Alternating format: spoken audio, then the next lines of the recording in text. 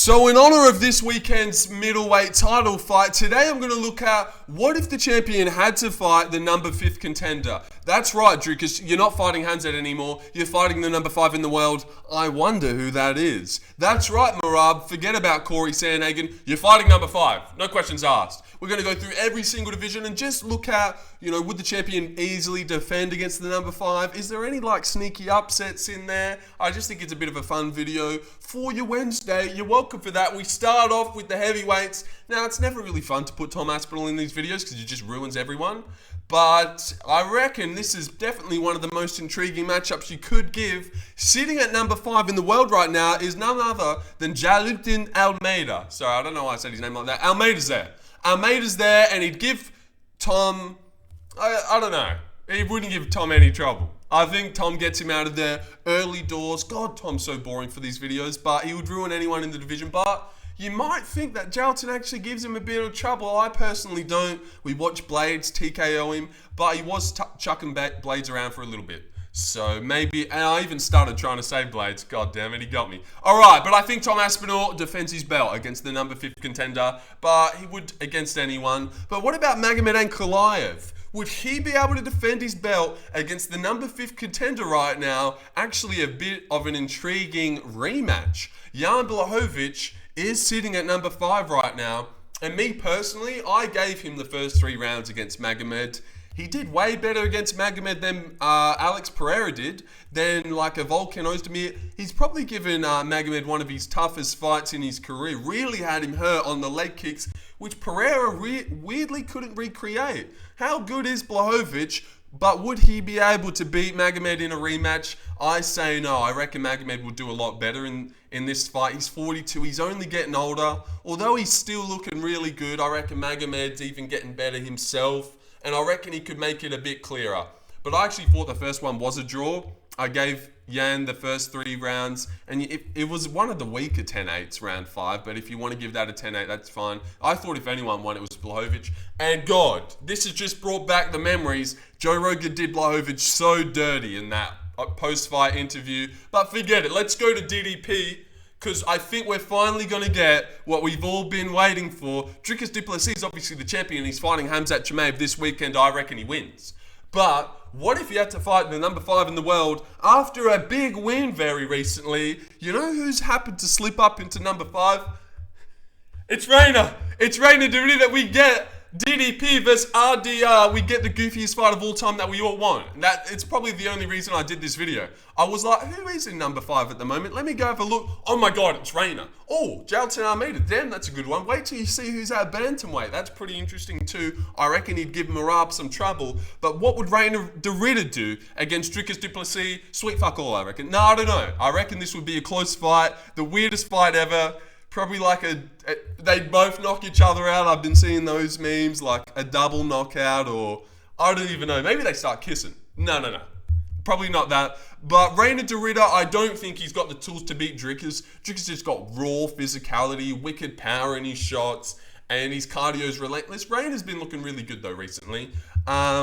So yeah, let me know what you think about that one. I reckon Dricus defends his belt against Dorita, but hopefully we see that. You know what? I was actually thinking if Khamzat does beat Dricus, why not just run that anyway? On a fight night somewhere, Dorita Dricus for 5 rounds? That would be a perfect fight for Dorita to actually earn the title shot. So I reckon they should wait to see what happens this weekend, and we actually might get a chance to get RDR versus Dricus, but not for a belt. Moving down to welterweight, Jack Della Maddalena reigns supreme.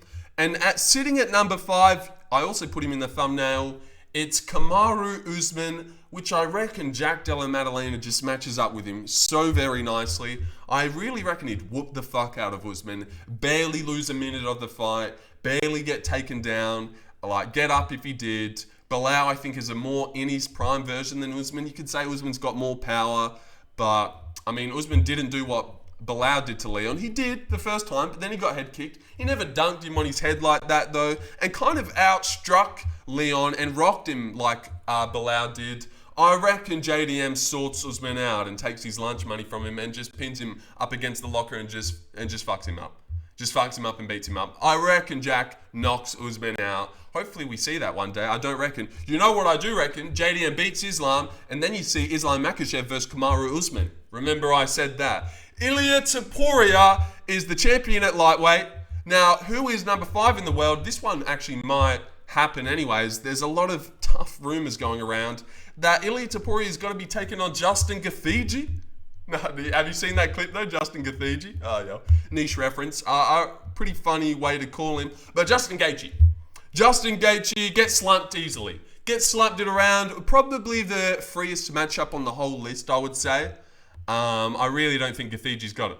I'll stop calling him Gaethje. Justin Ray Gaethje. The highlight, Ilia makes a highlight out of him. I've been hearing rumors that this is going to happen. I really hope they're not true. No way you get knocked out by Max Holloway, beat a guy you've already beaten on short notice, and it's like, all right, here's Ilia, you've earned it. There's no way the UFC is going to do us like that. So you wouldn't do us like that, would you? All right, let's move down to featherweight. The great Alexander Volkanovski defending his belt against the number 5 champ. Not the 5 champ, sorry. The number 5 contender in the world. Let me give you a hint. I'm Arnolding my Allen. Oh, yo. It's Arnold. Sorry, let me fucking press the arrow. It's Arnold Allen. It's Arnolding my Allen. I've been seeing those memes. I've been seeing his fucking comment sections. That's all the comments in Arnolding my Allen. Almighty Arnold Allen. I actually think gives Volk a really good fight.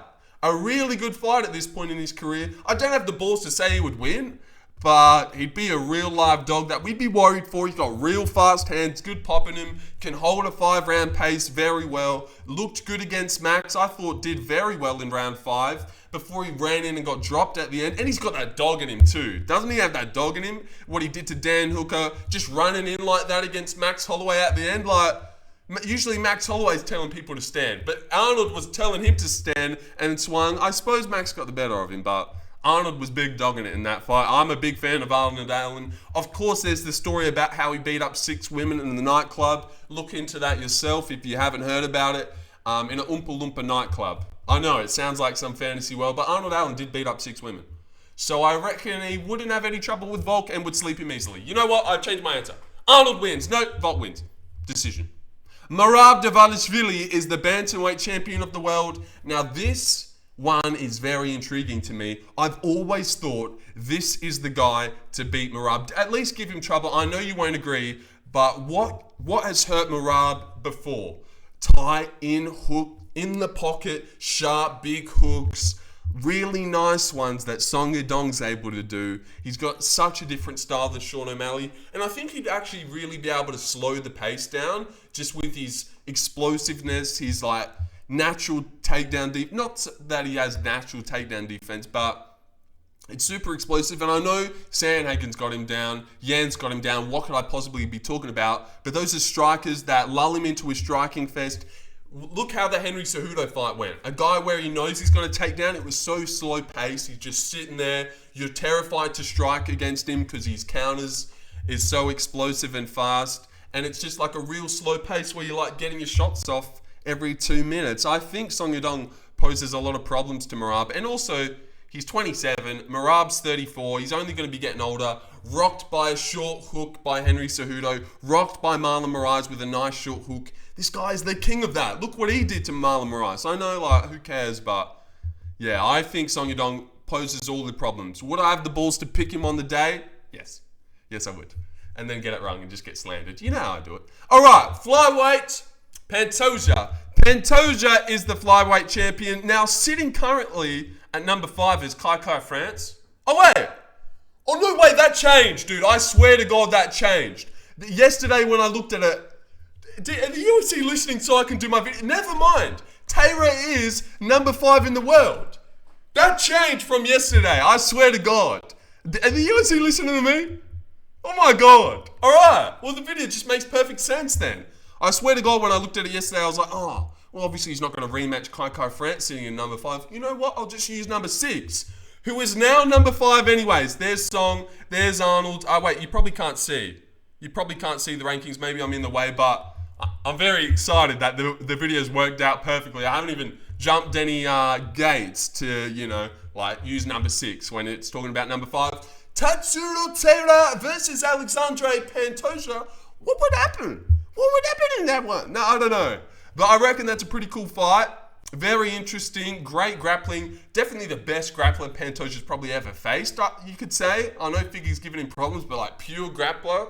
So I'd be very intrigued, but I wouldn't doubt Pantoja in this one, ability to just keep the scramble going, beat Taira on the feet potentially. But Taira looked sharp on the feet recently, and Pantoja does slow down after round one. Like round one, Pantoja, and round three, Pantoja is night and day. I know that's the case with most fighters, but not really. Dricus, JDM, fairly the same. Magomed, fairly the same. Pantoja, though, night and day difference when he gets into the later rounds, I think. Taira took his first loss. It would be very intriguing. Again, I can't say that he would beat him, which seems to be the whole video, saying they'd have a good chance, but would I pick him? You know what? I would pick Song Yadong to catch Merab. And when the time comes, seeming that Pantoja's 35 and Taira is like super young, great grappling himself, I could maybe see myself picking Taira. I'm going to pick Josh Vanderbeek, Pantoja. Sorry. Yeah, I said that right, yeah. And Featherweight Arnold, I wouldn't pick, but have a great chance. Usman definitely gets squashed. RDR, that would be amazing. Blachowicz, he would have a chance, but I wouldn't pick him at this point. And Jalton gets squashed like a bug. And that's the video, guys. Like 11 minutes. 11 minutes of the best. I hope you enjoyed that one. And I'll be seeing you later. Like and subscribe, you bastard. All right. Where's the...